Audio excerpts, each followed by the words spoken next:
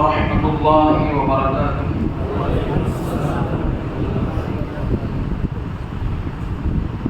الحمد لله نحمده ونستعينه ونستغفره ونؤمن به ونتوكل عليه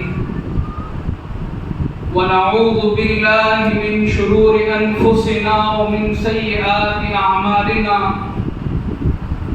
من يهده الله فلا مضل له ومن يضلله فلا هادي له.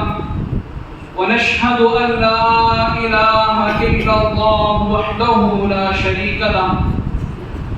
ونشهد أن سيدنا وسندنا ومولانا محمدا عبده ورسوله. أما بعد فقد قال الله تبارك وتعالى في القرآن المجيد والفرقان الحميد: أعوذ بالله من الشيطان الرجيم. بسم الله الرحمن الرحيم. ما كان محمد أبا أحد من رجالكم ولكن رسول الله وخاتم النبيين. صدق الله العظيم. وقال النبي صلى الله عليه وسلم: أنا خاتم النبيين لا نبي بعدي، او كما قال علیہ الصلاۃ والتسلیم. جو حضرات موبائل فون کے ذریعے سے ویڈیو بنانے کی کوشش کر رہے ہیں ان سے گزارش ہے کہ باضابطہ طریقے سے یہاں پر ویڈیو بن رہی ہے، بعد میں آپ وہاں سے حاصل کر سکتے ہیں.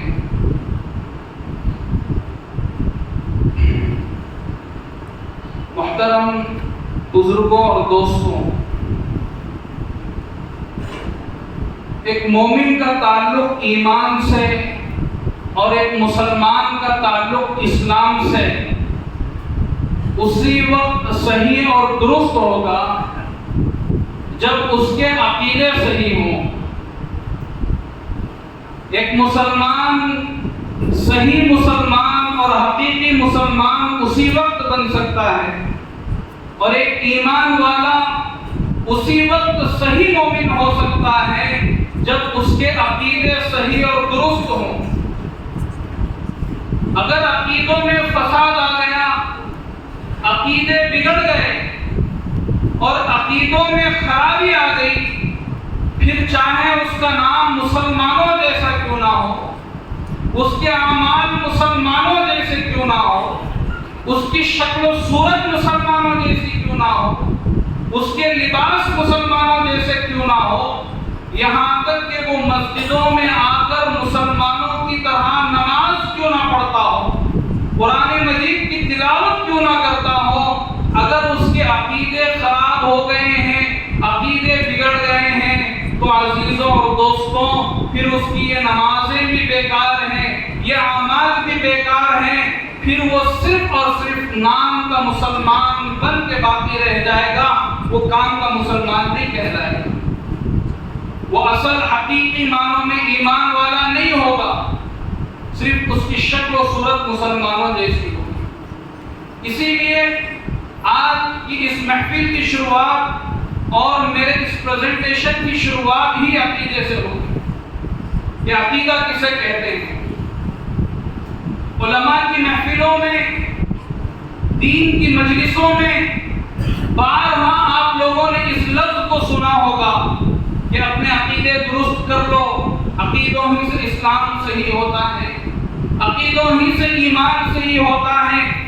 علماء کی مجلسوں میں، دینی مجلسوں میں بار بار آپ لوگوں نے اس لفظ کو سنا، لیکن انشاءاللہ آج ہم سمجھیں گے کہ لفظ عقیدہ کسے کہتے ہیں. عقیدہ کسے کہتے ہیں ہم یہ سمجھیں گے.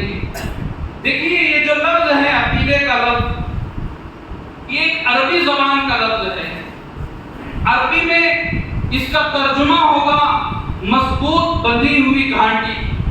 جب اس کا ترجمہ آپ عربی سے اردو میں کریں گے تو عقیدے کا ترجمہ کیا ہوگا؟ ایک مضبوط بندھی ہوئی گرہ کو، ایک مضبوط بندھی ہوئی گھاٹی کو عقیدہ کہتے ہیں. لیکن جب یہ لفظ شریعت کے اندر استعمال ہوگا جب یہ لفظ علماء کی مجلسوں میں استعمال ہوگا، جب یہ لفظ دینی کتابوں میں استعمال ہوگا، تو پھر اس کا لفظی معنی مراد نہیں ہوگا، اس کا اصطلاحی معنی مراد ہوگا۔ اب اصطلاحی معنی کسے کہتے ہیں؟ ہر لفظ کے دو ایک سے زیادہ معنی ہوتے ہیں۔ مثال کے طور پر یہ آپریشن کا لفظ آپ نے سنا ہے، انگلش کا ورڈ ہے، اس کے معنی آتے ہیں کسی بھی کام کے انجام دینے کو آپریشن کہتے ہیں۔ لیکن جب ڈاکٹر کہے گا کہ آپریشن کی ضرورت ہے، آپریشن کرنا ہے، اس کے علاوہ کوئی حل نہیں ہے، تو پھر وہ آپریشن کے معنی بدل جاتے ہیں۔ اب اس کے معنی ہو گئے جسم میں حکیموں کا ایسا عمل جس کے ذریعے سے بیماری کو دور کیا جا سکے۔ اسی طرح لفظ عقیدے کا معنی تو مضبوط بندھی ہوئی گھاٹی ہے، لیکن جب یہ لفظ اسلام کے اندر، شریعت کے اندر استعمال ہوگا، قرآن کے اندر، حدیثوں کے اندر استعمال ہوگا، علماء کے بیانات میں جب استعمال ہوگا، تو اس کا ترجمہ بدل جائے گا، اس کے معنی بدل جائیں گے۔ اب اس کے معنی کیا ہوں گے؟ اس کے معنی ہوں گے دین کی بات کو، اسلام کی بات کو۔ دین کی بات یعنی وہ باتیں جو قرآن اور حدیث سے ثابت ہیں، وہ باتیں جو شریعت سے ثابت ہیں، ان باتوں کو دل و جان سے کس طرح مان لینا، دل و جان سے کس طرح تسلیم کر لینا کہ اس میں کسی قسم کی بھی شک کی گنجائش نہ رہے، اس کو عقیدہ کہتے ہیں۔ اتنی مضبوطی کے ساتھ اس بات کو اپنے نفس کے اندر، اپنے دل کے اندر، اپنے ذہن و دماغ کے اندر اتار لینا کہ اب اس میں کسی قسم کی شک کی گنجائش نہ رہے، اور یہاں تک کہ نہ اس کے خلاف ہم کچھ بول سکتے ہیں، نہ ہم اس کے خلاف کچھ سن سکتے ہیں، حتیٰ کہ اگر اس کے خلاف کوئی کام ہمارے سامنے ہوتا ہوا نظر آئے تو ہمارے دل میں تکلیف پہنچے، اس کو عقیدہ کہتے ہیں۔ اب جو اس کا لفظی معنی تھا مضبوط بندھی ہوئی گھاٹی، وہ بھی معنی اس کے اندر پایا جاتا ہے کہ وہ ایسی گھاٹی مراد ہے جو ایک بار لگ جانے کے بعد دوبارہ کھلے نہیں۔ جس طرح وہ گھاٹی کھلتی نہیں ہے، اس طرح دین کی بات کو ہمیں دل میں بٹھا لینا چاہیے۔ جو باتیں قرآن سے ثابت ہیں اس کو ہمارے دل میں چسپاں کر لینا چاہیے، پھر اس میں کسی قسم کی شک نہ ہو۔ اب مثال سے بات بہت آسانی سے سمجھ میں آتی ہے۔ تمام مسلمانوں کا یہ عقیدہ ہے، بلکہ مسلمانوں کے اسلام کی بنیاد اور ایمان کی بنیاد یہ ہے کہ ہم اللہ رب العزت کو ایک خالق حقیقی اور اپنا معبود مانتے ہیں۔ ہم یہ کہتے ہیں کہ اللہ کے سوا کوئی معبود نہیں، اللہ ایک ہے، اور یہ بات ہمارے دل و جان میں کس طرح بیٹھی ہوئی ہے، کس طرح مضبوطی کے ساتھ بیٹھی ہوئی ہے کہ وہ مسلمان، وہ مومن، چاہے کتنا کمزور ہی اس کا ایمان ہو، کبھی بھی وہ اپنے دماغ میں اس کے خلاف سوچ نہیں سکتا، نہ وہ اس کے خلاف سوچ سکتا ہے، نہ وہ اس کے خلاف کچھ بول سکتا ہے۔ اگر اس کے سامنے کبھی بھی شرک ہوتا ہوا بھی نظر آ جائے تو عزیزوں اور دوستوں، اس کے ایمان کا ادنا درجہ یہ ہوگا کہ اس کے دل میں اس کی تکلیف محسوس ہو۔ یہی حدیث پاک کے اندر آیا ہے کہ کم سے کم ایمان کی حالت یہ ہے کہ اگر برائی ہوتے ہوئے نظر آئے تو کم سے کم یہ ہو کہ دل کے اندر تکلیف محسوس ہو۔ اس سے نیچے ایمان کا درجہ ہے ہی نہیں، وہ ادنا درجہ ہے۔ تو عزیزوں اور دوستوں، بات جو ہے کیا سمجھنے کی ہے، یہاں پر عقیدے کے مفہوم کو، اس کے مطلب کو اپنے ذہن میں اتارنا ہے۔ اب اس کے بعد کہیں بھی لفظ عقیدے کا ذکر آئے گا، فوراً ہمارے ذہنوں میں یہ معنی آ جانا چاہیے کہ عقیدہ اس کو کہتے ہیں کہ دین کی بات کو، شریعت کی بات کو دل میں کس طرح بٹھا لینا، اب اس میں کسی قسم کی شک کی گنجائش باقی نہ رہے۔ یہ ہے عقیدے کے معنی۔ اب آگے دیکھیے ماننے کے اعتبار سے، دیکھیے عقیدے کے اندر بات کو مانی جاتی ہے، تسلیم کی جاتی ہے۔ ماننے کے اعتبار سے اردو میں ایک اور لفظ آتا ہے جس کو نظریہ کہتے ہیں۔ یہ تفصیل نہیں ہونا۔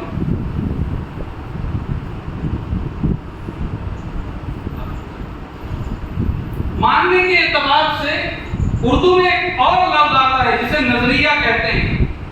جو احباب یہاں اسکول اور کالج سے وابستہ ہیں ان کے لیے انگریزی میں لکھا ہوا ہے، اس کو تھیوری کہتے ہیں. اس میں بھی جو ہے بات کو مانی جاتی ہے، تسلیم کی جاتی ہے، اور عقیدے میں بھی بات کو مانی جاتی ہے اور عقیدے میں بھی بات کو تسلیم کی جاتی ہے. لیکن یہ عقیدہ اور نظریہ دونوں میں زمین و آسمان کا فرق ہے. اس لیے کہ عقیدے میں کبھی تبدیلی نہیں ہوگی، اور یہ جو نظریہ ہے، جو تھیوری ہے، وہ بدلتے رہتی ہے. کیوں بدلتے رہتی ہے؟ اس لیے کہ نظریے کی جو بنیاد ہوتی ہے، تھیوری کی جو بنیاد ہوتی ہے، وہ انسانوں کے تجربے اور اس کے علم پر ہوتی ہے. جیسے جیسے انسانوں کا تجربہ بدلے گا، انسانوں کا علم بدلے گا، تو پھر نظریہ بھی بدل جائے گا. لیکن جو عقیدہ ہے اس کی بنیاد قرآن اور حدیث پر ہے، اللہ تبارک و تعالیٰ سے نازل ہونے والی وحی پر ہے. اگر یہ ہمارا ایمان ہے کہ قرآن میں کبھی تبدیلی نہیں آ سکتی، اور قرآن ایسی کتاب ہے کہ اس میں کبھی شک بھی نہیں کیا جا سکتا. جس کی بنیاد جتنی مضبوط ہوگی اس پہ قائم ہونے والی عمارت بھی اتنی ہی مضبوط ہوگی. بس عقیدے کی بنیاد قرآن اور حدیث ہے. جب قرآن اور حدیث میں تبدیلی نہیں آ سکتی تو پھر عقیدے میں بھی کبھی تبدیلی نہیں آئے گی. ہمارا عقیدہ ہے اللہ ایک ہے، تو قیامت تک ہم یہی مانیں گے. جب تک ہمارے اندر سانس ہے، آخری سانس ہے، تب تک ہمارا یہی عقیدہ ہے کہ اللہ ایک ہے، کبھی نہیں بدلے گا. لیکن نظریہ بدلتے رہتے ہیں. مثال کے طور پر آج سے 400-500 سال پہلے جب ماڈرن سائنس کا زمانہ نہیں تھا، اتنی ٹیکنالوجی ڈیولپ نہیں ہوئی تھی، اس وقت کے جو سائنسدان تھے وہ یہ سمجھتے تھے کہ سورج زمین کے چکر لگا رہا ہے. ایک جگہ سے سورج اگتا ہے، دوسری جگہ پہ سورج غروب ہو جاتا ہے. تو ان لوگوں نے اپنے تجربے سے، اپنے دیکھے ہوئے نظر کے تجربے سے ان لوگوں نے یہی سمجھا تھا کہ سورج جو ہے زمین کے چکر لگا رہا ہے، زمین درمیان میں رکی ہوئی ہے اور سورج گھومتا ہے. لیکن جیسے جیسے سائنس میں ڈیولپمنٹ آئی، سائنسدان آگے بڑھے، ماڈرن سائنس کا زمانہ آیا، لوگ زمین کو چھوڑ کر کے خلا میں جانے لگے، تو تب بات سمجھ میں آئی کہ بھائی سورج نہیں گھومتا ہے بلکہ سورج درمیان میں ہے اور زمین اس کے چکر لگاتا. اور صرف زمین ہی چکر نہیں لگاتا بلکہ یہ پورا ایک سولر سسٹم ہے، بہت سارے پلانٹ بھی اس کے چکر لگاتے ہیں. اب سائنسدانوں کا نظریہ بدل گیا. پہلے کچھ اور تھا، اب کچھ اور ہے. آئندہ بھی یہ بھی کوئی حتمی نہیں ہے. آئندہ بھی ان کا اگر تجربہ بدلے گا، وہاں بھی ان کے جو بھی نظریے ہیں وہ بدلتے رہتے ہیں. یہ ہمارے عام طور سے انسانوں کے درمیان بھی یہ ہوتا ہے. مثال کے طور پر ایک منزل کو پہنچنے کے 2 راستے ہیں. اب وہاں پر لوگوں کی 2 جماعت بن جائے گی. ایک جماعت کہے گی کہ پہلے راستے سے جانے میں سہولت ہے، منزل جلدی مل جاتی ہے. وہ دوسری جماعت یہ کہے گی کہ نہیں، دوسرے راستے سے جانے سے جو ہے منزل جلدی مل جاتی ہے اور راستہ سہولت کا ہے. اور ان دونوں جماعتوں کا نظریہ کبھی بدل بھی سکتا ہے. کبھی پہلی جماعت کا آدمی دوسرے راستے سے جا کر کے آ گیا، اب اس کو دوسرا راستہ اچھا لگنے لگا، وہ زیادہ سہولت والا لگنے لگا. تو یہ جو نظریہ ہے یہ بدلتے رہتا ہے، اس لیے کہ اس کی جو بنیاد ہے وہ انسانوں کے تجربے پر. لیکن اب یہ بات ہم کو سمجھنے کی ہے، یہ جو عقیدہ ہے، جو چیزیں قرآن اور حدیث سے ثابت ہیں، جو احکامات قرآن مجید سے ثابت ہیں، رسول اللہ صلی اللہ علیہ وسلم کی احادیث سے ثابت ہیں، وہ کبھی نہیں بدلیں گے. وہ کبھی نہیں بدلیں گے، اس لیے کہ ان کی بنیاد قرآن اور حدیث پر ہوتی ہے. اب دیکھیے اسلام کے اندر بہت سارے عقیدے ہیں. عقیدہ آپ نے سمجھ لیا. اب اسلام کے اندر، شریعت کے اندر بہت سارے عقیدے ہیں. اللہ رب العزت کی ذات سے متعلق عقیدے ہیں، رسول اللہ صلی اللہ علیہ وسلم کی ذات سے متعلق عقیدے ہیں، صحابہ کرام کی ذات سے متعلق عقیدے ہیں، جنت سے متعلق عقیدے ہیں، جہنم سے متعلق عقیدے ہیں، قبر سے متعلق عقیدے ہیں، نشر و حشر سے متعلق عقیدے ہیں، جنت و جہنم سے متعلق عقیدے ہیں، بہت سارے عقیدے ہیں۔ لیکن آج ہماری اس مجلس میں 3 عقیدوں پر بات ہوگی۔ کتنے عقیدوں پر بات ہوگی؟ 3 عقیدوں پر بات ہوگی۔ اس میں سب سے پہلا عقیدہ ہے عقیدہ ختم نبوت۔ کون سا عقیدہ ہے؟ عقیدہ ختم نبوت۔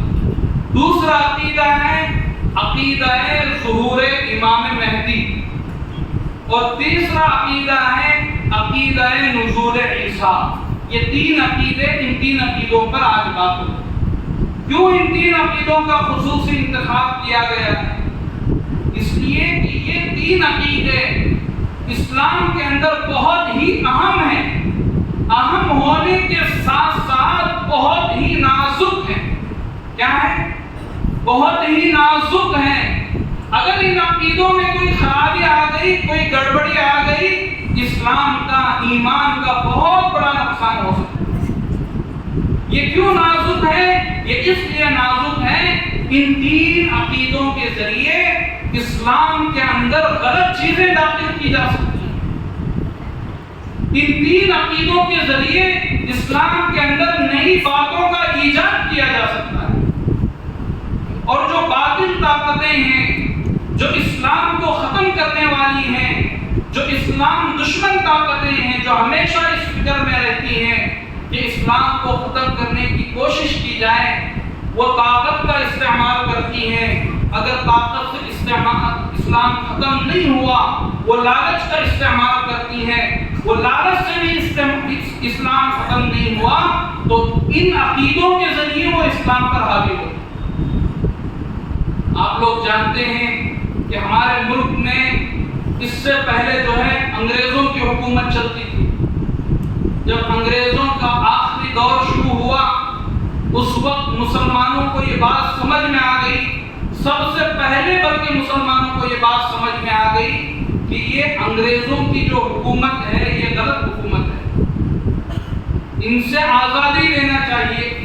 چنانچہ علماء کرام نے انگریزوں سے لڑنے کا فتویٰ جاری کیا اور فرمایا اب لڑائی ضروری ہے، اب جہاد فرض ہے، اب اس انگریزوں کو لڑ کر کے چاہے تو ختم کرنا، اگر لڑ کر کے ختم کرنا پڑے تو لڑائی کا بھی سہارا لینا ضروری ہے۔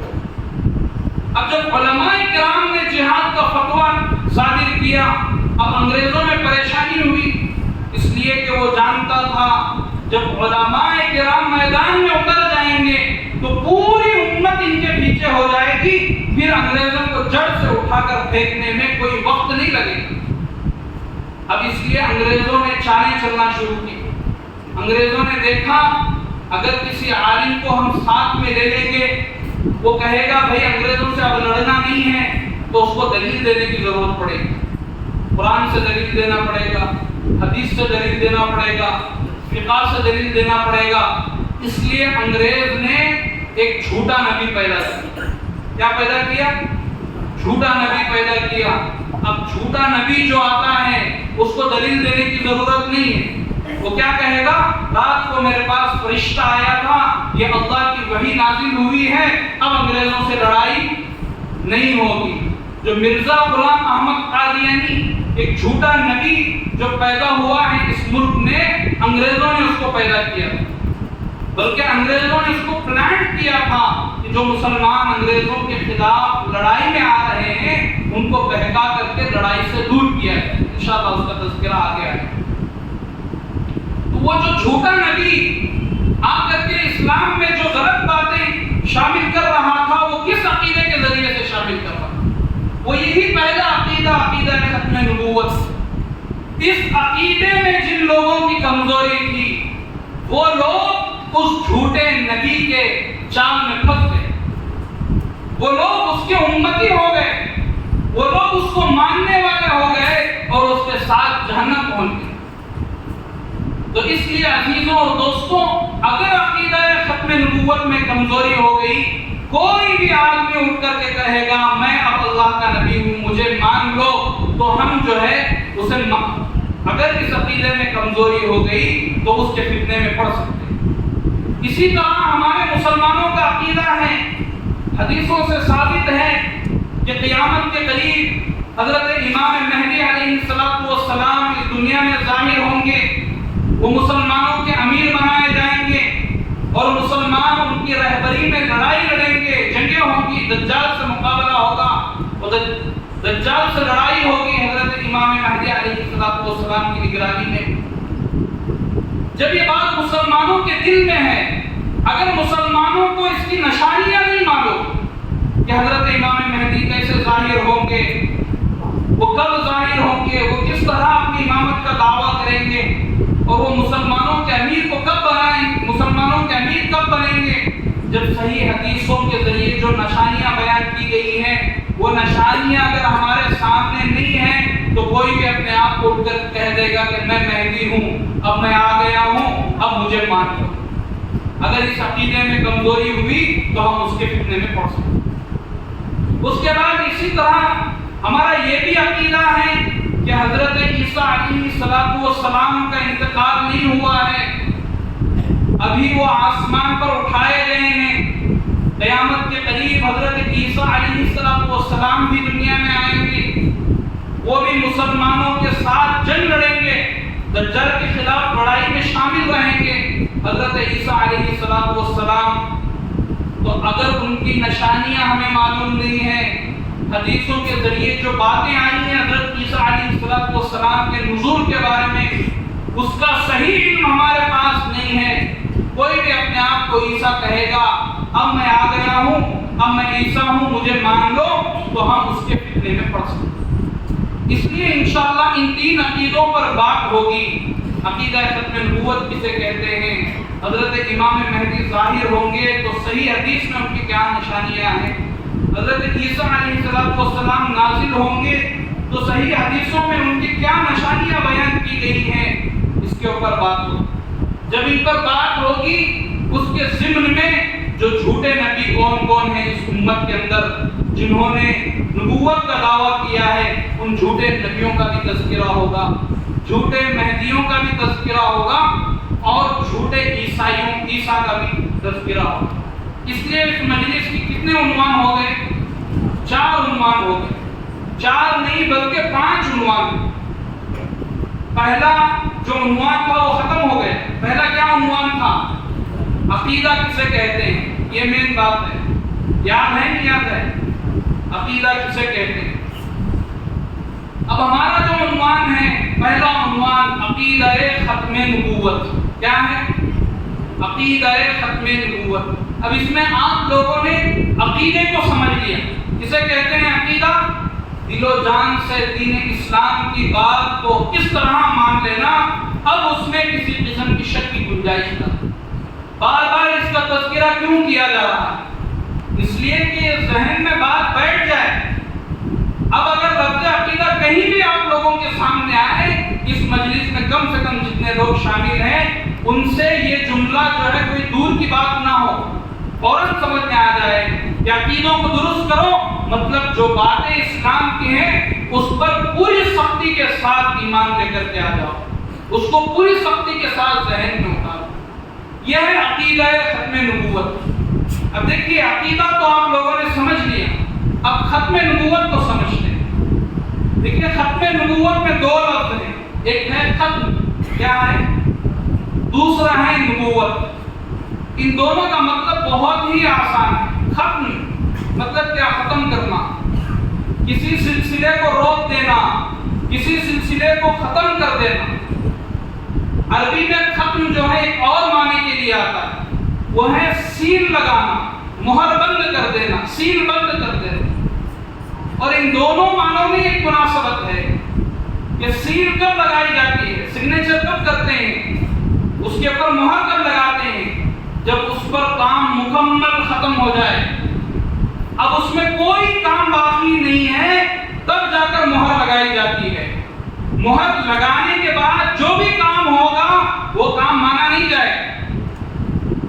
جو کام مہر لگانے کے بعد ہوگا وہ کام کو تسلیم نہیں کیا جائے گا، اس کی ویلیو نہیں ہے، 0 ویلیو۔ تو جو سلسلہ ختم ہو گیا اس کو ختم کہتے ہیں۔ ختم کا مطلب ہوا سلسلے کو ختم کرنا۔ اب دوسرا لفظ ہے نبوت۔ نبوت کا جو ہے آسان ترجمہ میں آپ کو بتاتا ہوں، اس کا آسان ترجمہ ہے نبی ہونا۔ نبوت کا معنی کیا ہے؟ نبی ہونا۔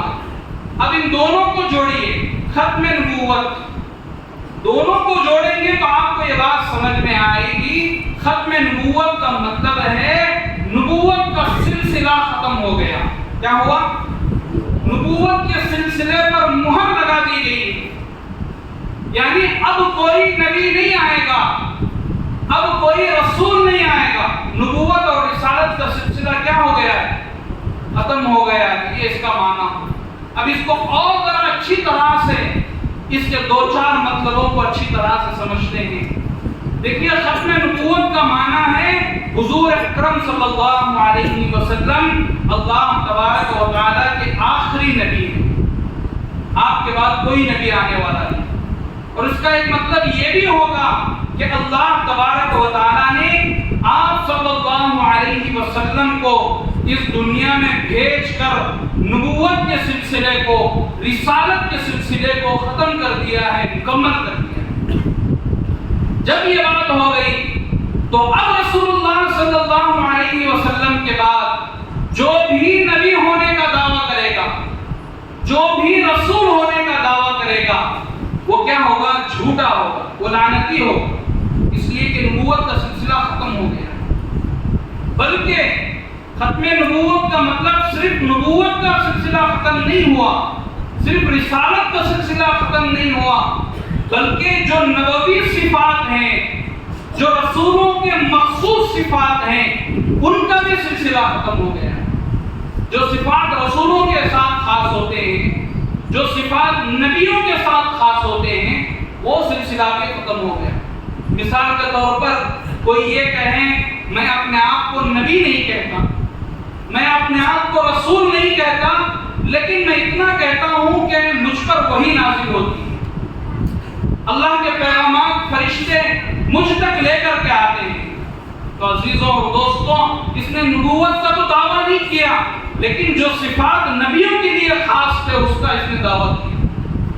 تو یہ سلسلہ بھی ختم ہو گیا ہے۔ اب قیامت تک وحی نہیں آئے گی، جو کچھ بھی احکامات آنے تھے وہ قرآن مجید میں نازل ہو چکے ہیں، جو کچھ بھی اس کی تشریح ہونا تھا وہ رسول اللہ صلی اللہ علیہ وسلم کے حدیثوں کے ذریعے مکمل ہو گئی۔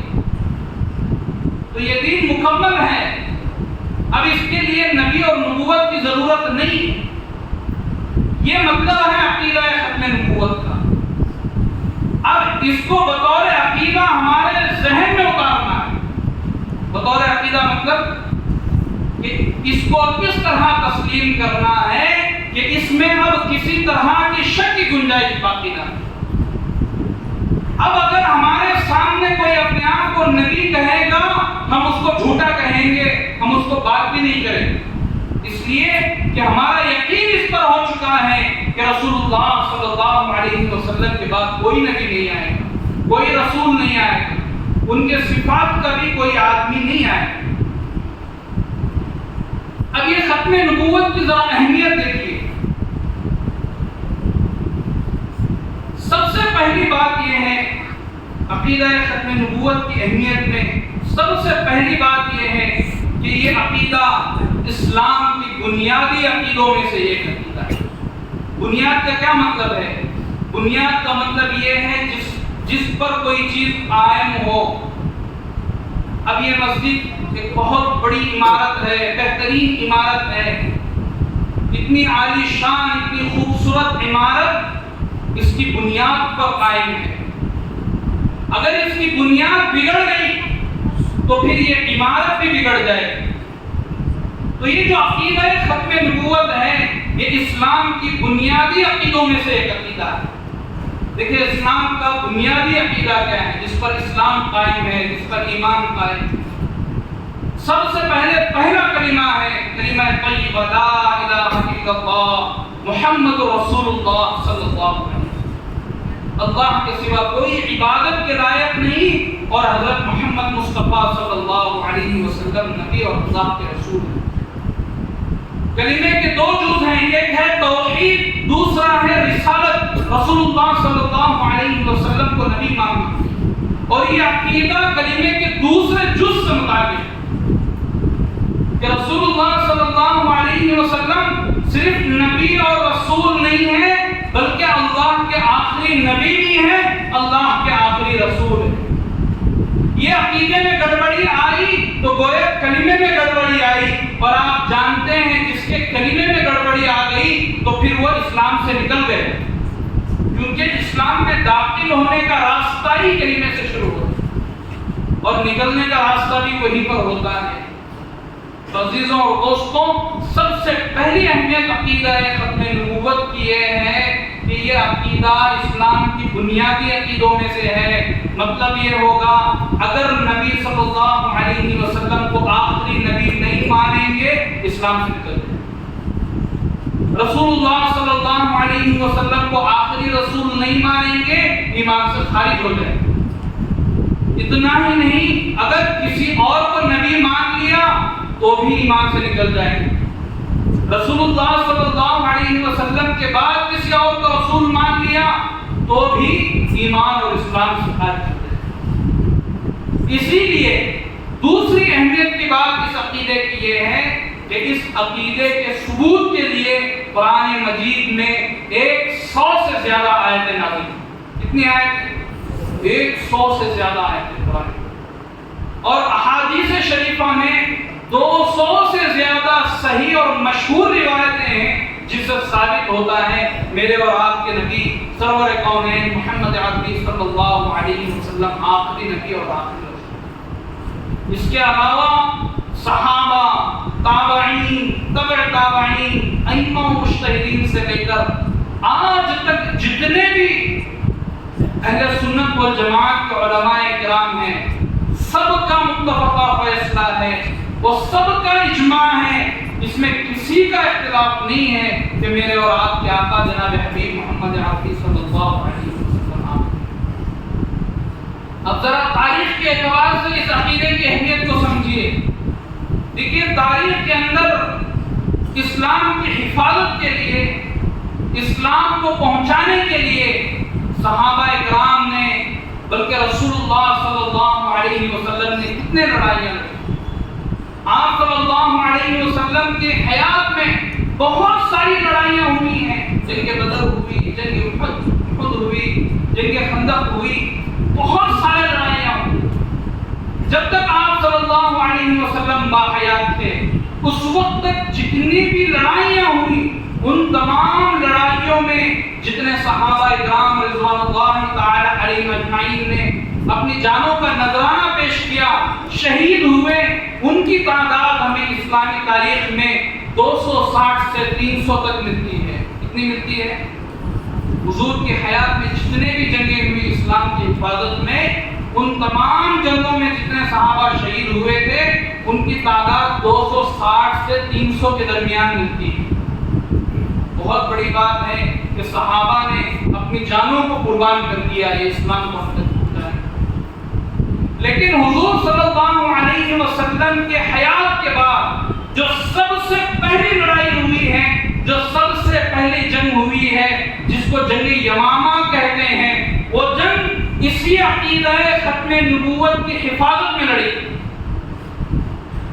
اور اس ایک جنگ میں 1200 سے زیادہ صحابہ شہید ہوئے۔ 1200 سے زیادہ صحابہ صرف اس ایک جنگ میں شہید ہوئے۔ کتنی اہمیت ہے اس عقیدے کی حفاظت کی۔ ایک جھوٹا نبی حضور صلی اللہ علیہ وسلم کے حیات میں پیدا ہو گئے اور وہ نبوت کا دعویٰ کرنے لگا، اور حضور صلی اللہ علیہ وسلم کے ساتھ صلح کرنے کی بھی بات کرنے لگا کہ میں بھی نبی ہوں، آپ بھی نبی ہیں، آدھا آدھا تقسیم کر لیں گے۔ لیکن رسول اللہ صلی اللہ علیہ وسلم نے اس کا انکار کیا۔ آپ صلی اللہ علیہ وسلم کی حیات میں یہ لڑائی نہیں ہو سکتی۔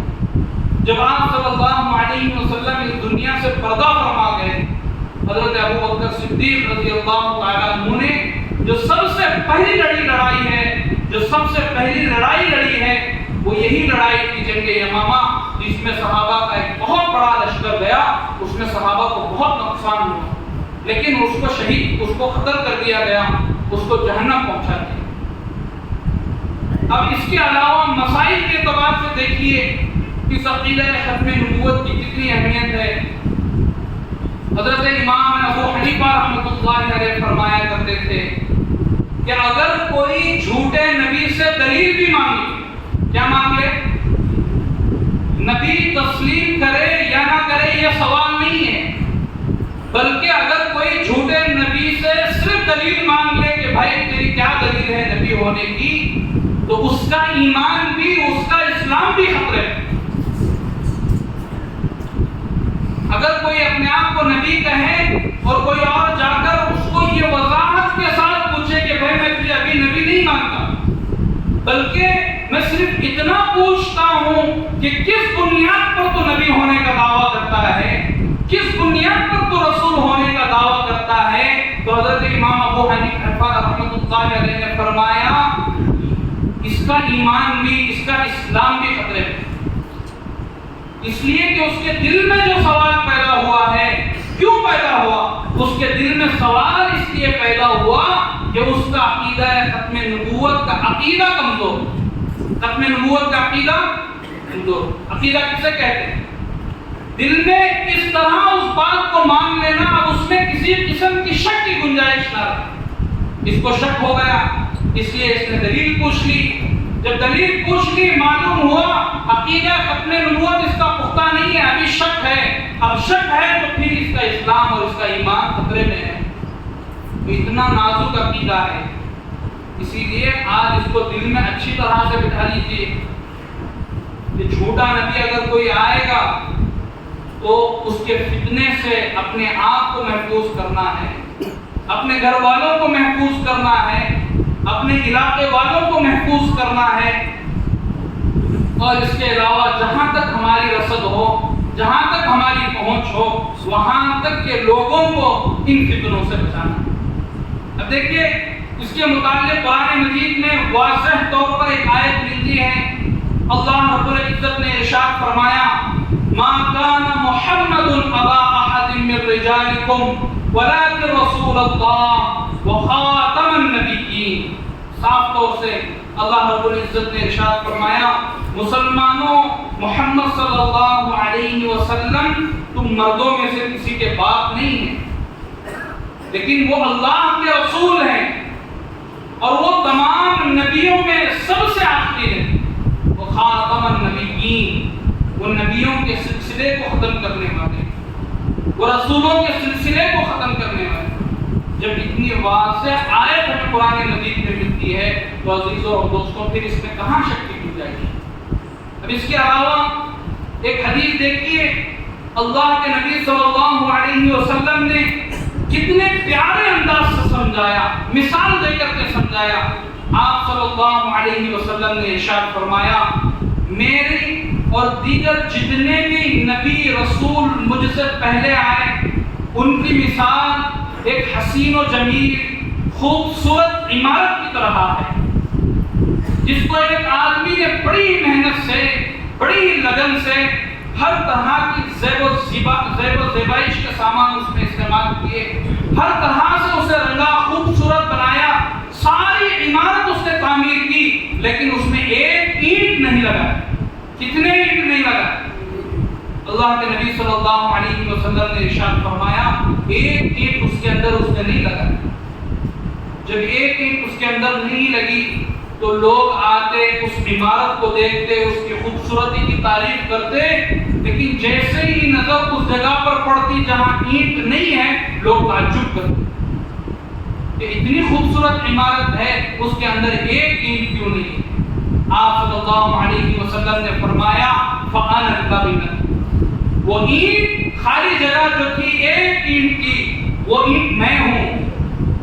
اب جب میں آ گیا نبی بن کر، جب میں آ گیا رسول بن کر، جو عمارت ہے نبوت کی، جو عمارت ہے رسالت کی، جو عمارت ہے نبیوں کی، رسولوں کی، وہ عمارت مکمل ہو گئی۔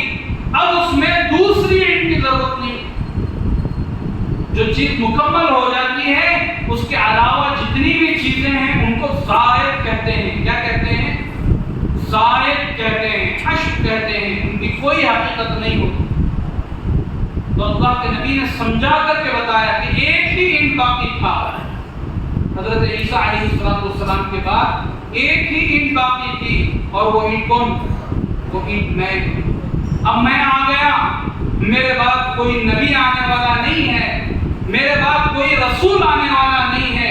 اب یہ نبوت اور رسالت کی عمارت مکمل ہوگی. اب اس کے بعد ایک اور حدیث حضرت ابو ہریرہ رضی اللہ تعالیٰ عنہ سے مروی ہے, اس کا خلاصہ میں آپ لوگوں کے سامنے بیان کرتا ہوں. اللہ کے نبی صلی اللہ علیہ وسلم نے ارشاد فرمایا, تمام انبیاء پر اللہ رب العزت نے مجھے 6 چیزوں کے ذریعے سے فضیلت دی. جو اللہ کے نبی افضل ہیں دیگر نبیوں سے, دیگر رسولوں سے, ان 6 چیزوں کی وجہ سے ہے.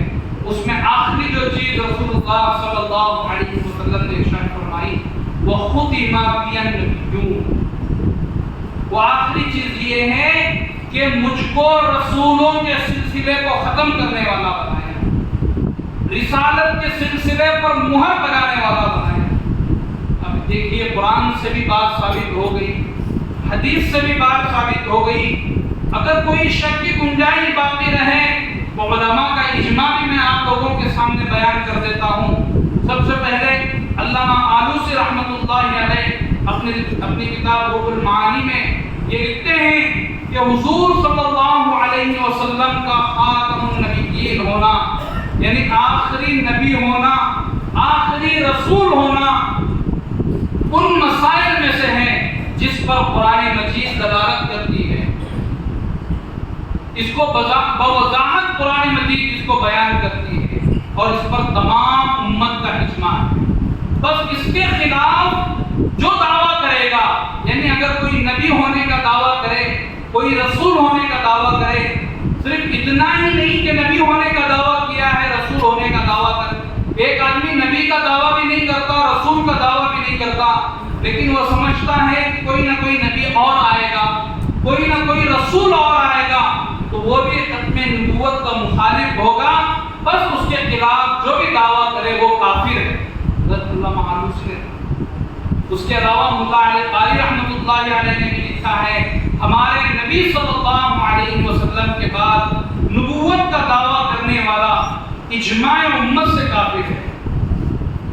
اسی طرح حضرت امام غزالی رحمۃ اللہ علیہ نے بھی نقل کی ہے یہ بات, بے شک امت نے اجماع سے خاتم النبیین جو لفظ ہے اس سے یہی سمجھا ہے کہ رسول اللہ صلی اللہ علیہ وسلم کے بعد کوئی نبی نہیں ہوگا, رسول اللہ صلی اللہ علیہ وسلم کے بعد کوئی رسول نہیں ہوگا. اور اس پر اجماع ہے کہ اس لفظ میں کوئی تعبیر بھی نہیں ہوگی, کوئی تخصیص بھی نہیں ہوگی. کوئی آ کر اپنے آپ کو کہے میں نبی تو نہیں, میں ذلی نبی ہوں, میں بروزی نبی ہوں, تو بھی اس کا دعویٰ غلط ہے. کوئی تعبیر اس کے اندر, کسی تعبیر کی اس میں گنجائش نہیں ہے. یقیناً وہ اجماع امت سے منکر ہے, وہ کافر ہے. اب یہاں پر ایک سوال پیدا ہوتا ہے, جب یہ اسلام کا عقیدہ اتنا اہم ہے, قرآن مجید سے بھی ثابت ہے, حدیثوں سے بھی ثابت ہے, اجماع امت سے بھی ثابت ہے, اور اتنا نازک یہ عقیدہ ہے, تو پھر بھی امت میں جھوٹے نبی کیسا پیدا ہو جائے؟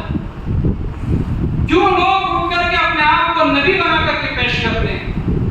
کیوں لوگ نبوت اور رسالت کا دعویٰ کرتے ہیں؟ یہ ایک بہت بڑا سوال. عزیزوں اور دوستوں, اس کا جواب بھی ہمیں حدیثوں میں ملتا ہے. حدیث میں اللہ کے نبی صلی اللہ علیہ وسلم نے ارشاد فرمایا, قیامت اس وقت تک قائم نہیں ہوگی جب تک میری امت میں 40 کے قریب جھوٹے لوگ پیدا نہ ہو جائیں. وہ جھوٹے اس لیے ہیں کہ ان کو یہ گمان ہو جائے گا کہ وہ اللہ کے نبی ہیں, اللہ کے رسول. تو اس سے معلوم ہوا کہ امت کے اندر جھوٹے نبیوں کا پیدا ہونا طے ہے. وہ اس وقت قیامت ہی قائم نہیں ہوگی, وہ جھوٹے نبی پیدا ہو کر کے رہیں گے. یہ اللہ کا نظام ہے, یہ ہمارے لیے آزمائش ہے کہ ہم ان کے فتنوں میں مبتلا ہوتے ہیں کہ نہیں.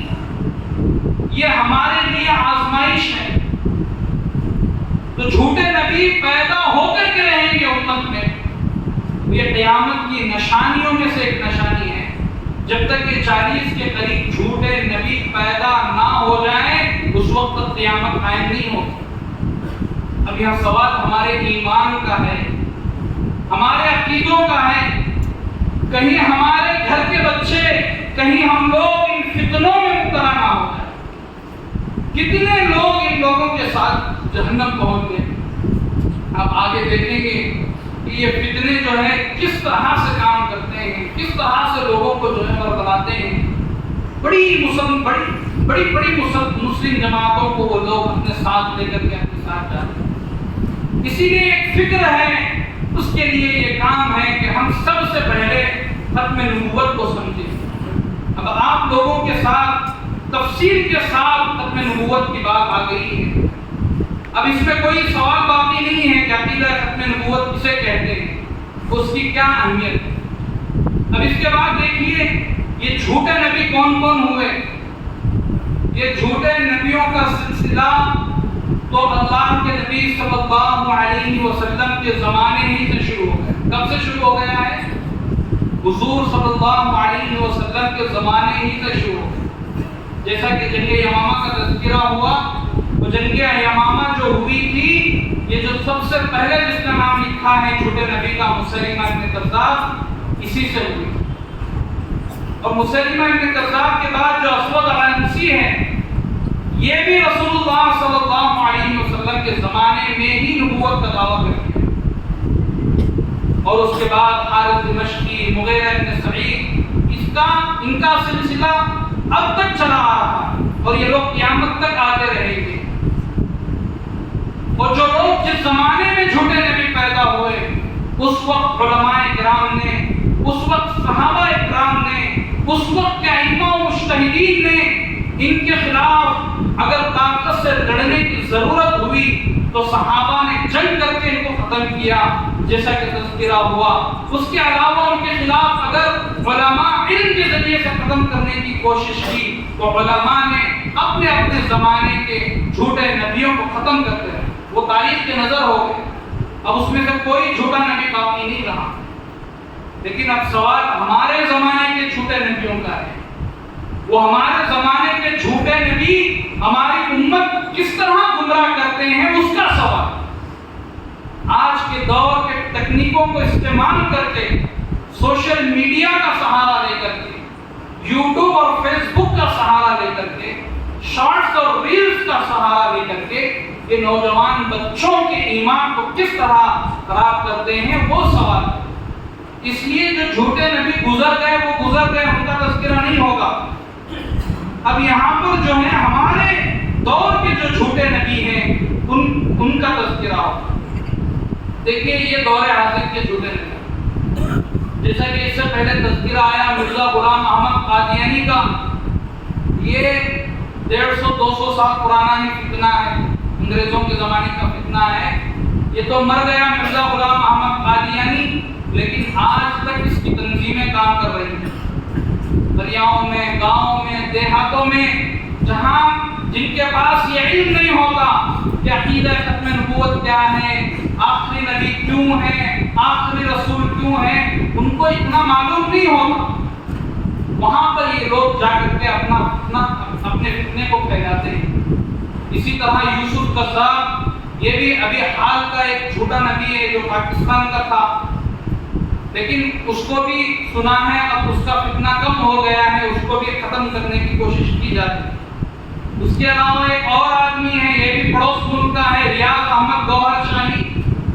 یہ فتنہ تو آج اتنی تیزی سے پھیل رہا ہے, خصوصاً سوشل میڈیا کے ذریعے سے. عزیزوں اور دوستوں, اسی کے لیے ہم لوگوں نے شہر بنگلور کے اندر یہ کام شروع کیا. یہ فتنہ ہمارے بنگلور میں, ہمارے علاقوں میں جہاں مرکز ہے, جہاں بڑے بڑے ادارے ہیں, مدرسے ہیں, وہاں پر جو ہے دبے پاؤں لوگوں کے اندر کام کر رہے ہیں. اسی طرح احمد عیسیٰ ہے, یہ بھی جو ہے پڑوس ملک کا ہے. تقریباً یہ سارے فتنے پڑوس ملک کے ہیں. یہ احمد عیسیٰ بھی جو ہے تھوڑے دن جو سوشل میڈیا پر تھا, لیکن اب اس کا کوئی نشان بہت کم ملتا ہے۔ اب ان 4 لوگوں میں سے ان 2 لوگوں کا تھوڑا تعارف ہونا ضروری ہے۔ ایک ہے مرزا غلام احمد قادیانی، دوسرا ریاض احمد گوہر شاہی۔ دیکھیے مرزا غلام احمد قادیانی جیسا کہ معلوم ہے 200 سال پہلے پیدا ہوا، 1835 میں لاہور میں پیدا ہوا تھا۔ اس کے بعد جو ہے اس کی کچھ تعلیم ہوئی اور یہ قرآن مجید کا حافظ بھی تھا، لیکن اس کے اساتذہ خود لکھتے ہیں کہ بچپن سے ہی ایک قسم کا بدتمیز تھا، بچپن سے ہی اس کے اخلاق درست نہیں تھے۔ دیکھیے علم ہونے کے بعد بھی آدمی بھٹک جاتا ہے، کیوں؟ عقیدوں پر پختگی نہیں ہے، اس کے عقیدوں پر اسے خود ایمان نہیں تھا، پختگی نہیں تھی، تو وہ انگریزوں کے ساتھ وہ فتنے میں مبتلا ہو گیا، بلکہ وہ خود ایک فتنے کا بڑا سربراہ کر کے ظاہر ہوا۔ اس کے بعد اس نے نبوت کے ساتھ ساتھ مسیح موعود یعنی عیسیٰ ہونے کا بھی دعویٰ کیا، اس کے علاوہ اس نے مہدی ہونے کا بھی دعویٰ کیا، اور نبی ہونے کا تو دعویٰ اس نے کیا ہی کیا۔ اب اس کی ایک جماعت چلتی ہے جس کو احمدیہ کہتے ہیں، احمدیہ کے نام سے یہ جماعت چلتی ہے، باقاعدہ ان کے مدرسے بھی ہیں، ان کی تنظیمیں بھی ہیں، ان کے جوڑ بھی ہوتے ہیں، خصوصاً قریوں میں، ہر قریے میں یہ فتنہ ہے۔ اب آپ خود اپنے قریوں میں جا کر کے دیکھیے کہیں ہے کہ نہیں ہے، اگر ہے تو یہ آپ کی ذمہ داری ہے کہ اس فتنے کو ختم کرنے کا کام ہے۔ یہ ریاض احمد گوہر شاہی یہ بھی جو ہے راولپنڈی ایک شہر ہے پاکستان پڑوس ملک میں، تو وہاں یہ 1941 کو پیدا ہوا تھا، اس کے بعد 2002 میں یا 2000 میں اس کی موت ہو گئی، لیکن اس کا فتنہ بھی آج کل چلتا ہے، بہت تیزی سے چلتا ہے، آگے دیکھیں گے ہم۔ اور یہ جو ریاض احمد گوہر شاہی ہے، اس کی تعلیم مدرسے میں کچھ بھی نہیں ہوئی، میٹرک تک اسکول میں تعلیم حاصل کیا ہے، اس کے بعد یہ میکینک تھا، اس کی کتابیں ہیں، آپ دیکھیے یہ جو ہے اسکوٹر میکینک تھا، اس کے بعد یہ جو ہے صوفیت میں لگ گیا، ذکر و اذکار میں فقیر پیری مریدی اس نے شروع کر لی، اس کے بعد اس نے ایک جماعت شروع کی۔ جب لوگ آ جاتے ہیں، یہ جو فتنے آتے ہیں یہ ایک طرح کے دنیاوی خوف سے آتے ہیں، ایک طرح کی جہالت سے آتے ہیں۔ اس کا پیشہ جب اس کے اندر دنیا کی لالچ تھی، جب یہ اسکوٹر میکینک تھا، تو اس کی آمدنی اس کے خرچے پورا نہیں کر رہے، تو اس نے سوچا کہ بھئی جھاڑ پھونک کا کاروبار شروع کر دیتے ہیں، تو اس نے عملیات کا کام شروع کیا، لوگوں کو تعویذ بنا کر کے دینا، ذکر سکھانا، اس طرح کے کام وہ کرتا گیا۔ اس طرح کے جتنے بھی لوگ ہوتے ہیں جو جھاڑ پھونک کرتے ہیں، ان کے ہاتھ میں شفا نہیں ہوتی، وہ صرف اور صرف امت کو دھوکہ دینے کا کام کرتے ہیں۔ بھئی شفا تو قرآن مجید میں ہے، شفا قرآن مجید کی صورتوں میں ہے، بڑی سی بڑی بیماری ہو قرآن مجید کے ذریعے سے اس کا شفا کیا جا سکتا ہے، اور دنیاوی جو علاج ہے اس کو اختیار کرنا بھی ضروری ہے۔ حضور صلی اللہ علیہ وسلم نے کیا، صحابہ نے کیا، حدیثوں میں ملتا ہے کہ کس طرح آپ صلی اللہ علیہ وسلم شہد سے علاج کیا کرتے ہیں، کس طرح آپ صلی اللہ علیہ وسلم کلونجی سے علاج کیا کرتے ہیں، یہ دنیاوی چیزیں ہیں۔ اسی سے طب حضرات جو ہیں اپنے لیے جو بھی دوائیاں تیار کرتے ہیں، اسی طریقے سے وہ تیار کرتے ہیں، اس کے ذریعے سے علاج حاصل کرنا چاہیے، کسی جھاڑ پھونک کے چکر میں نہیں پڑنا۔ اب 10 لوگ جائیں گے اپنی پریشانی لے کر، اس میں 5-6 لوگ تو ایسے ہی صحیح ہو جائیں گے۔ اب جو 5-6 لوگ صحیح ہو گئے، وہ جو ہے اتنی تعریف کریں گے جاہل پیر کی، جاہل مرید کی، کہ سارے لوگ اس کے پاس جانا شروع ہو جائیں گے۔ اسی طرح جاؤ بڑے بابا ہوں، تعویذ بنتی ہو، گھر میں کچھ دیکھی لاکھوں لگاؤ، غلط سلط لکھ کر کے وہ دے دیتے ہیں، یہ تو الگ موضوع ہے۔ اس طرح اس کی شہرت بڑھتی گئی، لوگ جاؤ در جاؤ آتے گئے، جماعت بنتی گئی، لوگ اس کے مرید ہوتے گئے، تو اس نے دیکھا کہ اب اچھا موقع ہے، لوگوں کو فتنے میں ڈالنے کا. تو اس نے ایک انجمن شروع کی جس کو انجمن سرفروشان اسلام کی. اس کے بعد اس نے دعویٰ شروع کیا. اس نے مہدی کا دعویٰ کیا اور اس کے بعد اس نے نبی ہونے کا دعویٰ. آگے دیکھیں گے اس کے تذکرے میں کہ آگے چل کر اس نے خدا کا دعویٰ کیا, اس نے رب ہونے کا دعویٰ. جو کلمہ طیبہ ہے اس کو اس نے مکمل تبدیل کر دیا. آگے انشاءاللہ آپ دیکھیں گے. دیکھیے یہ جو ریاض احمد گوہر شاہی کا اس پر خصوصی تذکرہ ہوگا انشاءاللہ, کیونکہ یہ بہت تیزی سے آگے بڑھ رہا ہے. اب ریاض احمد گوہر شاہی تو مر گیا. اب اس کا ایک چیلا ہے, ایک جاہل مرید ہے, اس کا نام یونس الگوہر ہے. جہاں بھی ہم نے اس کا تذکرہ کیا, لوگوں کو ہم نے پوچھا کہ بتاؤ اس کی ویڈیو کون کون دیکھتے ہیں, تو مجلس میں کسی نے ہاتھ اٹھایا ہے. مجلس میں اگر ہاتھ نہیں اٹھایا تو کم سے کم بازو میں آ کر کے بعد میں کہا کہ حضرت اس کے بیانات تو ماشاءاللہ بہت اچھے تھے, میں سنتا ہوں اس کے بیانات, بہت اچھی باتیں کرتا ہے نا, ایمان کے, اسلام کے, ذکر و اذکار کے, تصوف کے. تو یہ آدمی سوشل میڈیا کے اوپر یہ جو گوہر شاہی کا فتنہ ہے اس کو آگے لے کر کے جا رہا ہے. پڑوس ملک کا تھا لیکن پڑوس ملک سے اس کو بھگا دیا گیا ہے. یہ ہندوستان میں بھی نہیں ہے, یہ بیٹھا ہوا ہے لندن میں, وہاں سے یہ سوشل میڈیا کے ہینڈلز یہ سنبھالتا ہے. پھر پوری دنیا میں ہر ملک میں یہ جو ہے اپنے فتنے کو پہنچانے کی کوشش کر رہا ہے. اب اس گوہر شاہی کی کیا کیا عقیدے, دیکھیے یہ جو جتنے بھی فتنے ہوتے ہیں یہ بڑے چالاک ہوتے ہیں. اسلام کے اندر اگر کوئی چیز بیان کرنا ہو تو قرآن اور حدیث سے اس کی دلیل کی ضرورت پڑتی ہے.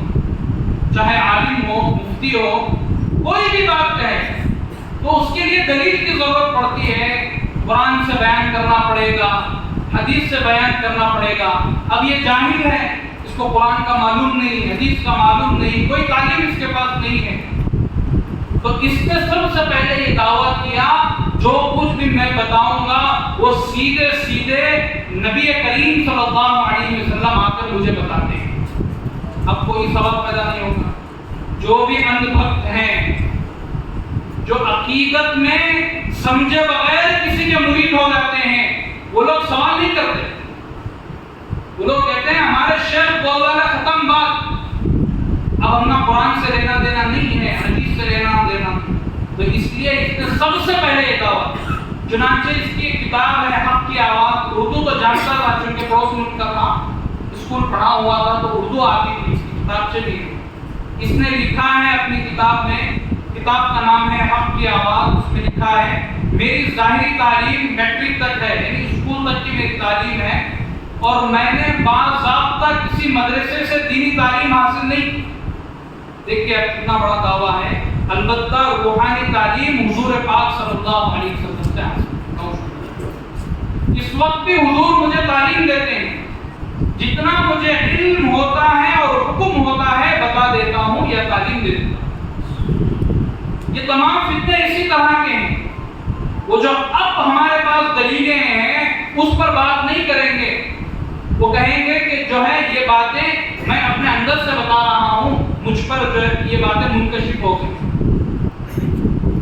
یہ تو ہمارے پکڑ میں آ گیا اس لیے کہ اس نے جھوٹے نبی ہونے کا دعویٰ کیا.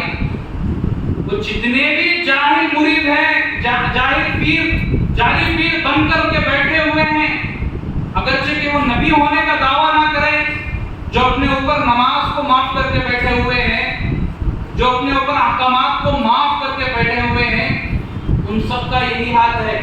وہ لوگ سمجھتے ہیں کہ کچھ انکشاف ہو گیا ہے, ہمارے شیخ جو ہے نماز معاف کرا دیے, اب ہمیں نماز نہیں کرنا.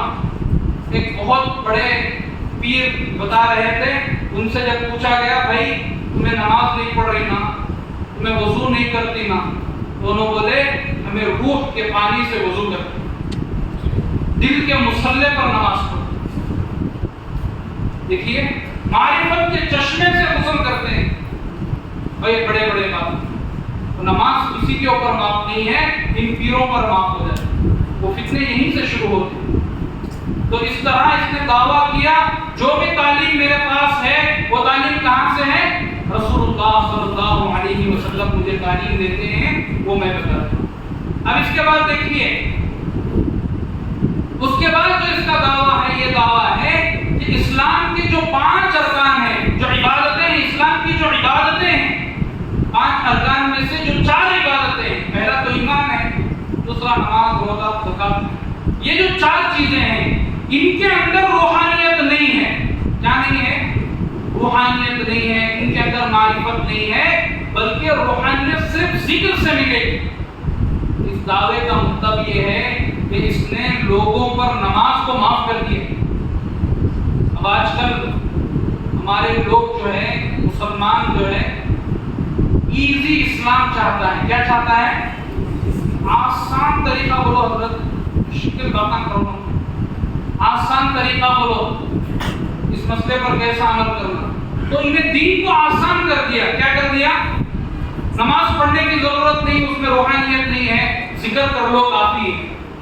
دیکھو وہ اپنی کتاب میں لکھتا ہے، حق کی آواز وہی کتاب ہے، اس میں لکھتا ہے نماز، روزہ، حج، زکات یہ عبادتیں ہیں، اس کے اندر روحانیت نہیں۔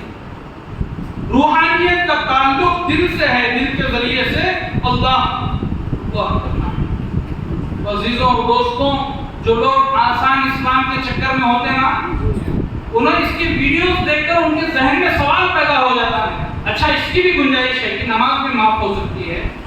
تو جب ایک عالم صاحب اب کہیں گے کہ نماز پڑھنا، صبح اٹھ کر وضو کرنا، تو علماء کرام کے خلاف دل میں ایک نفرت پیدا ہو جاتی ہے کہ یہ لوگ دین کو اتنا مشکل کیوں بنا رہے ہیں، جبکہ اس کے علاوہ بھی کوئی راستہ ہے تو اس کو اختیار کرنا چاہیے۔ اس لیے لوگ جو ہے اس میں پڑ جاتے ہیں۔ اب جب بات دلیل کی آئے گی کہ بھائی نماز میں روحانیت نہیں ہے، یہ کہاں سے آپ بولے؟ تو بولیں گے قرآن کے 40 پارے ہیں۔ کیا بولیں گے؟ قرآن کے 40 پارے ہیں۔ ہمارے پاس جو قرآن ہے اس میں کتنے پارے ہیں بھائی؟ 30 پارے ہیں۔ مسجد میں جو قرآن ہے اس میں، گھر میں جو قرآن ہے اس میں، اٹھا کر کے دیکھے ہیں گھر میں کا قرآن؟ ہاں، گھر میں جو قرآن مجید رکھا ہوا ہے اس کی تلاوت کی ہے کبھی 30 پاروں کی؟ عزیزوں اور دوستوں، یہ حال ہے۔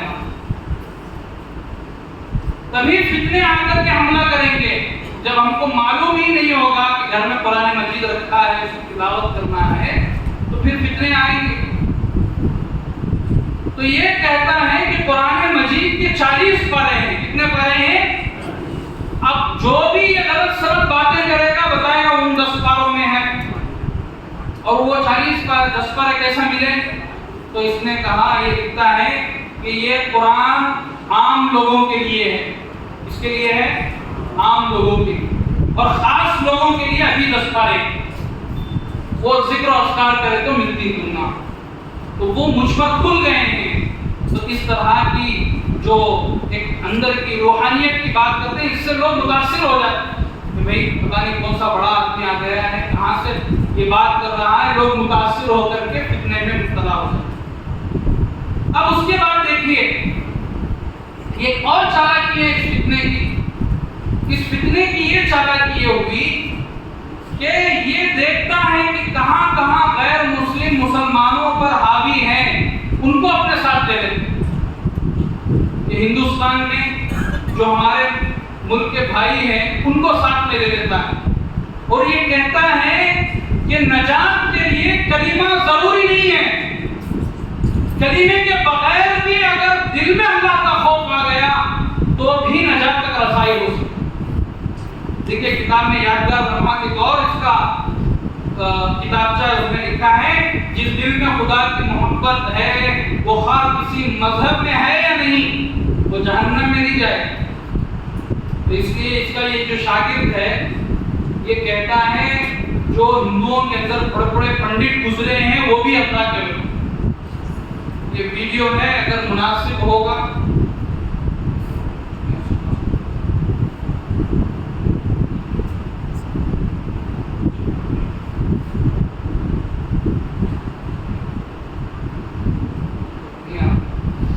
تو اس کے اندر، اس ویڈیو کے اندر یہ کہہ رہا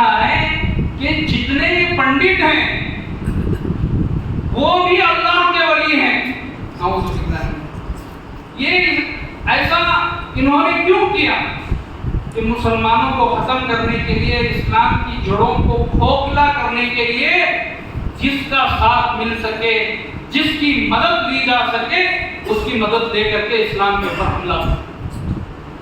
اب آگے دیکھیے لوگوں کو بیوقوف بنانے کے طریقے آپ دیکھیے۔ اب یہ لوگ کہتے ہیں ہمارے جو امام گوہر شاہی ہیں ان کا چہرہ چاند میں دکھتا ہے۔ کہاں دکھتا ہے؟ چاند۔ یہ تصویر لگا دیکھو، وہ چاند میں جو دھبے ہیں، جو چہرہ آپ ذہن میں سوچ کر کے دیکھیں گے وہ چہرہ اس میں نظر آئے گا۔ بچپن میں ہم لوگوں کو بچپن میں یہ کہتے تھے کہ بھئی چاند میں ایک بوڑھی عورت ہے، یہ ہم نے بچپن میں سناتے تھے تو ہم نے ایسا دکھتا ہوتا ہے۔ اب یہ لوگ نیا ہیرا لے کر کے دیکھو گوہر شاہی کا یہ چہرہ ہے، جس کا چہرہ کہاں دکھ رہا ہے؟ چاند میں دکھ رہا ہے۔ جب چاند میں چہرہ دکھ گیا تو اب کیسا انکار کریں گے؟ تو یہ مہدی ہیں، یہ رسول ہیں، یہ انسان۔ دیکھو لکھا ہے کتاب کے اندر چاند، سورج، حجر اسود، چاند نہیں حجر اسود پر بھی آگے بتاتا ہوں، چاند، سورج، حجر اسود پر شبیہ یہ اللہ کی نشانیوں میں سے ہے، اس نے لکھا۔ یہ تصویر انہی لوگوں نے بنایا ہے۔ نیچے دیکھیے امام مہدی لکھا ہوا ہے گوہر شاہی۔ اب دیکھیے اس طرح کا ایک پامفلیٹ ان کا ملا ہے، اس میں حجر اسود کی ایک پرانی تصویر لی گئی جب تصویروں کا دور زیادہ نہیں تھا اس وقت، اب تو بیوقوف نہیں بنا سکتے نا، اس وقت کی بات ہے، اس میں لی، اس میں جو کالے کالے دھبے ہیں حجر اسود کے اس کو تھوڑا مارک کیا، فوٹو شاپ کیا، ایڈٹ کیا اور بتایا کہ یہ تصویر جو ہے حجر اسود میں نظر آ رہی ہے۔ اسی طرح بہت پرانے زمانے میں ایک میگزین آئی تھی، جب سائنسدان اس دنیا زمین کو چھوڑ کر کے خلا میں گئے تو سب سے پہلے وہ جو اسپیس ہے، خلا ہے، اس کی تصویر لی اور اس کو جاری کیا۔ دنیا میں بہت خوشی ہوئی کہ انسان جو ہے اسپیس تک پہنچ گیا۔ اس کو بھی ان لوگوں نے اٹھا لیا۔ یہ جو وہ آخر میں جو تصویر لگی ہے اس میں ان لوگوں نے دعویٰ کیا کہ اسپیس میں گوہر شاہی کا چہرہ نظر آ رہا۔ دیکھو مانو، اس میں کیا سمجھایا جا رہا ہے؟ اس میں یہ بتایا جا رہا ہے اگر جہالت ہوگی تو اس طرح بیوقوف بن جائیں گے ہم لوگ۔ اگر علم نہیں ہوگا عقیدہ ختم نبوت کا، امام مہدی کی نشانیوں کا، حضرت عیسیٰ علیہ السلام کے نزول کا، تو ہم کیا ہو جائیں گے؟ اس طرح کی تصویریں دیکھ کر کے ہم لوگ جو ہے ان کے فکروں میں پڑ جائیں گے۔ اب اس کے بعد مہدی ہونے کا جھوٹا دعویٰ کیا۔ اب یہاں پر جو اسکرین شاٹ ادھر لگائی ہوئی ہے وہ ان کی ویب سائٹ کی ہے، مہدی فاؤنڈیشن انٹرنیشنل کے نام سے ان کی ایک ویب سائٹ ہے، پوری تنظیم ہے MFI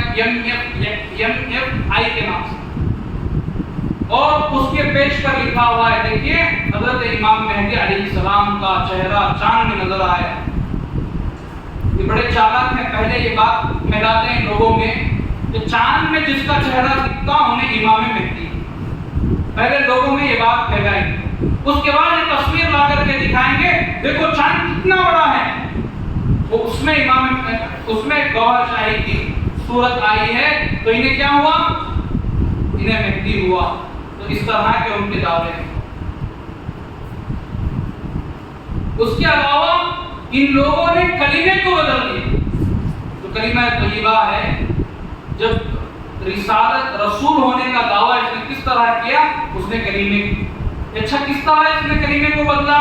کتابوں میں نہیں لکھا، کہیں بھری محفل میں اس نے دعویٰ بھی نہیں کیا، بلکہ پیمفلیٹ بنایا، یہ یہاں پر لگا ہوا ہے، اس میں الف لام را کی شکل بنی ہے، اس میں پورا کلمہ لکھا ہے، اللہ لا الہ الا اللہ ریاض احمد رسول، یہ لکھا ہوا ہے۔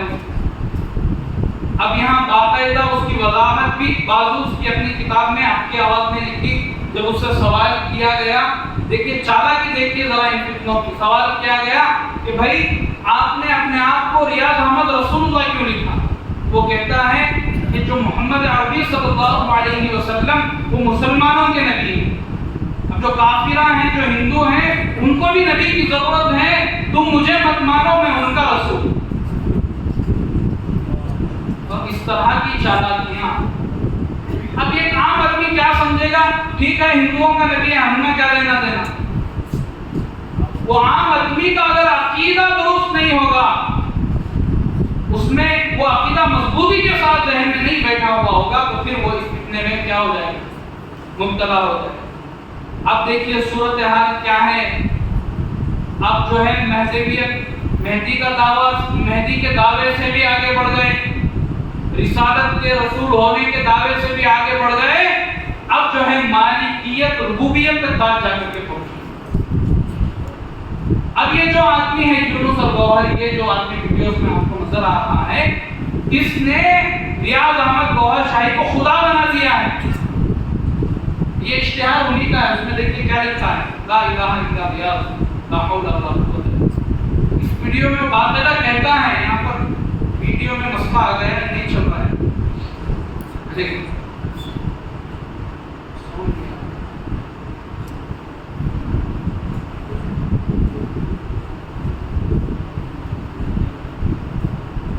تو باقاعدہ یہ لوگ جو ہیں جرأت کے ساتھ ویڈیوز میں یہ دعویٰ کر رہے ہیں کہ ہم ریاض احمد گوہر شاہی کو خدا مانتے ہیں، عذاب فرشتے ہیں۔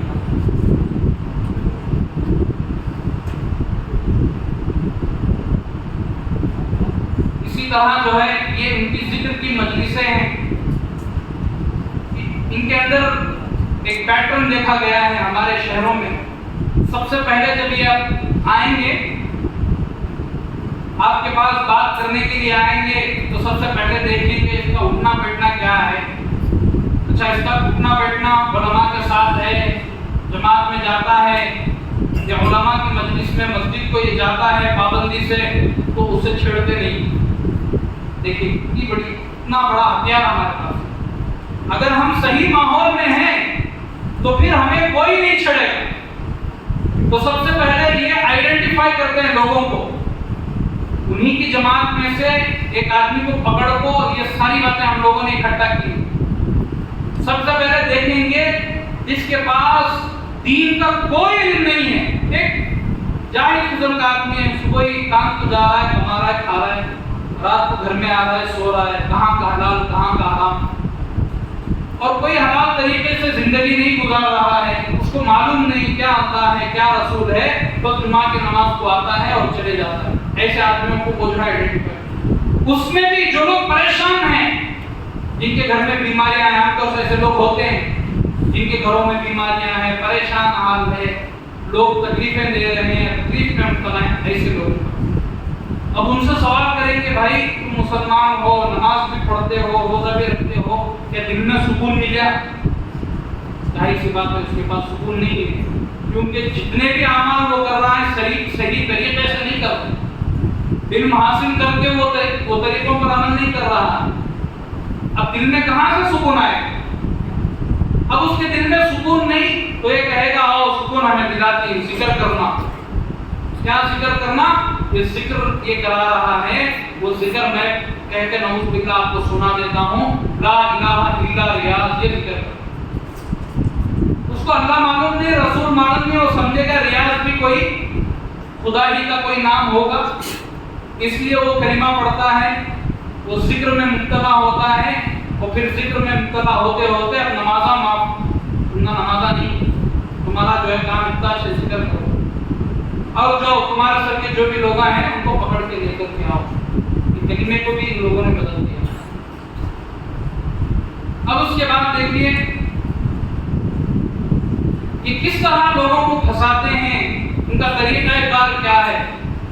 سوشل میڈیا پر یہ آدمی بہت ایکٹیو ہے، اس طرح کے ویڈیوز آپ لوگوں نے دیکھے ہوں گے، اس طرح کی یہ شارٹس ہیں یوٹیوب پر، واٹس ایپ پر، انسٹاگرام پر، فیس بک پر جو ہے یہ اسٹیٹس لگانے کے لیے اس طرح کے وہ ویڈیو ہائی کوالٹی کے بناتا ہے، اور اچھی باتیں ہیں اس میں، ذکر کی، ایمان کی، خوف خدا کی، واقعات کی، اس طرح کے وہ ویڈیو جو ہے نوجوانوں کو وہ دیتا ہے۔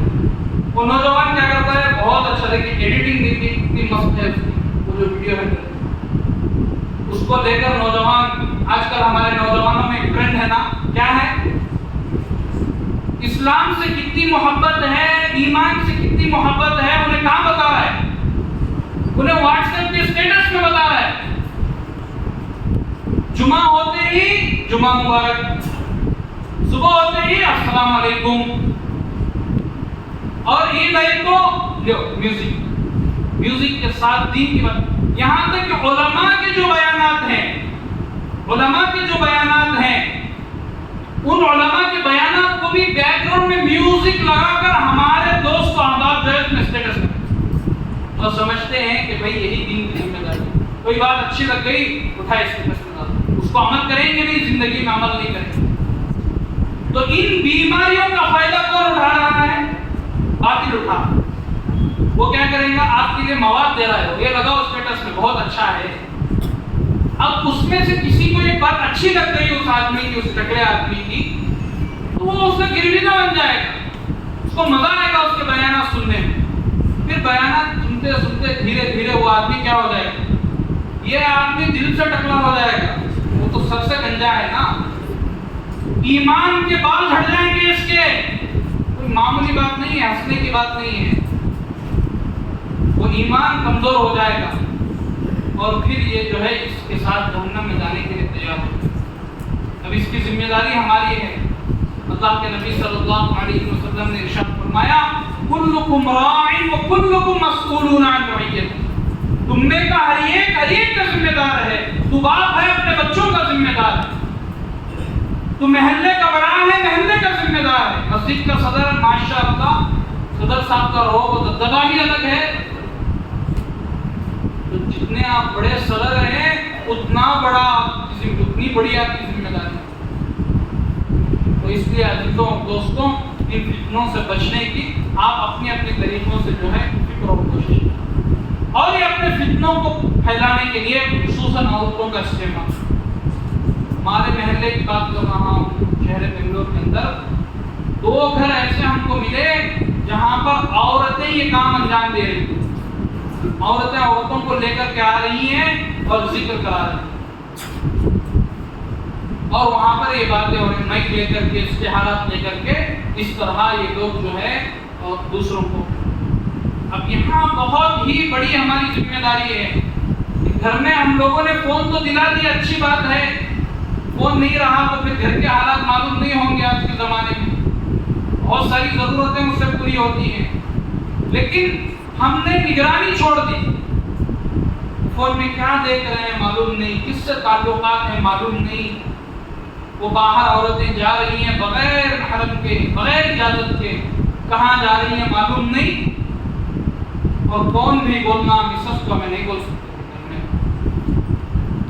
ساری دنیا کو ہمیں ڈرا سکتی، گھر میں نہیں ڈرا سکتی. لیکن عزیزوں، اللہ نے مرد کو گھر کا امیر کو ذمہ دار بنایا. وہ مرد ذمہ دار ہونا چاہیے، عورت پر حاوی ہونا چاہیے اس معاملات میں. محبت تو ہے، محبت کرنا ہے، لاڑ و پیار کرنا ہے، لیکن معاملات میں حاوی ہونا چاہیے مرد. اور عورتوں پر نگرانی ہونی ضروری ہے.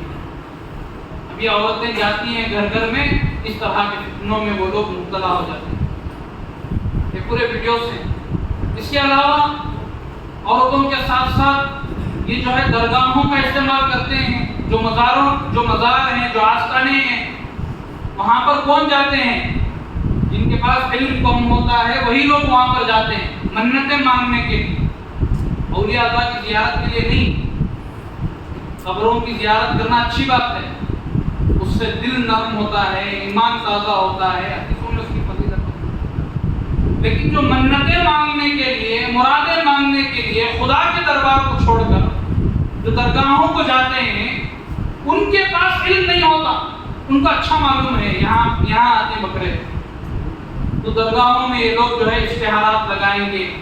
یہ جو ویڈیو ہے یہ شہر بنگلور کی مشہور و معروف درگاہ حضرت توکل مستان شاہ رحمۃ اللہ علیہ کی مزار ہے. جب ہم لوگ ایک جلسہ کر رہے تھے، وہاں ایک بڑے کے عالم شامل ہو گئے، تو میں اسی طرح کی بات وہاں پر بھی رکھ رہا تھا.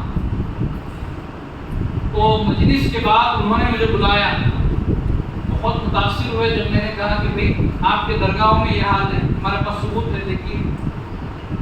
تو انہوں نے اپنی کم سے کم 4 مسجدوں میں اس طرح کا پروگرام کرایا، اور بہت ساری جگہ وہی لوگ اس میں پائے گئے جو پہلے بریلوی تھے. جو درگاہوں کو مانتے تھے وہی لوگ اس میں پائے گئے، ان کو جو ہے انہی سے منسلک کیا گیا۔